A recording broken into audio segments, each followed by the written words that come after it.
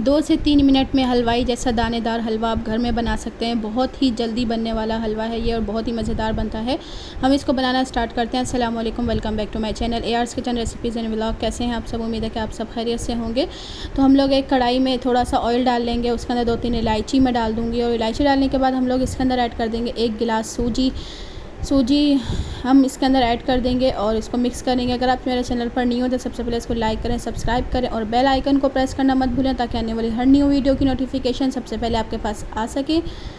यहाँ पर हमने सूजी ऐड कर दी है गरम ऑयल के अंदर और इसको मैंने फ्लेम को मीडियम रखा हुआ है और गरम ऑयल में हमने सूजी डाली है। इसको हमने भून लेना है, बहुत ज़्यादा भूनना है, यहाँ तक कि इसकी खुशबू आने लग जाए। तब तक जब तक हमारी सूजी यहाँ पर भून रही है तो हम लोग पानी बॉयल कर लेते हैं। यहाँ पर हमने 1 गिलास सूजी का लिया था तो हम लोग इसके अंदर 2 गिलास पानी का ऐड करेंगे और इसके अंदर हमने 1 गिलास सूजी ली थी तो हम साथ में 1 गिलास ही इसके अंदर चीनी का ऐड कर देंगे और साथ में हम लोग ½ टीस्पून इसके अंदर फूड कलर ऐड कर देंगे।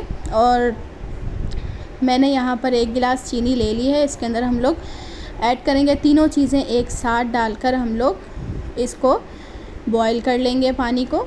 हमने यहाँ पर इसकी चाशनी बिल्कुल भी नहीं बनानी है, हमने सिर्फ यहाँ पर इसको गर्म करना है और इस शुगर को मेल्ट करना है।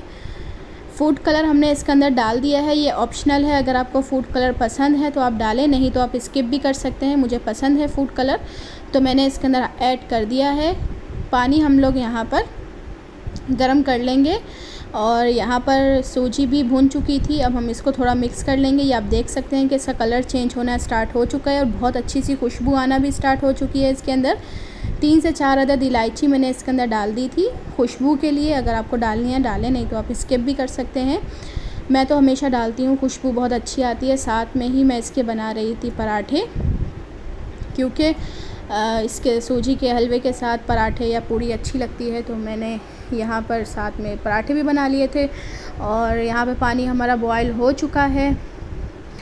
पानी हम लोग सिर्फ यहाँ पर बॉयल ही करेंगे। पानी बॉयल हो चुका है, चीनी सारी मेल्ट हो चुकी है। तो हमने यहाँ पर सूजी भून ली थी, इसके अंदर हम लोग डाल देंगे ये सारा पानी। गर्म पानी ही हमने ऐड करना है इसके अंदर। ये देखें, सारा पानी हम इस तरह से ऐड कर देंगे और इसको हम लोग यहाँ पर मिक्स कर लेंगे। मैंने आंच मीडियम रखी हुई है।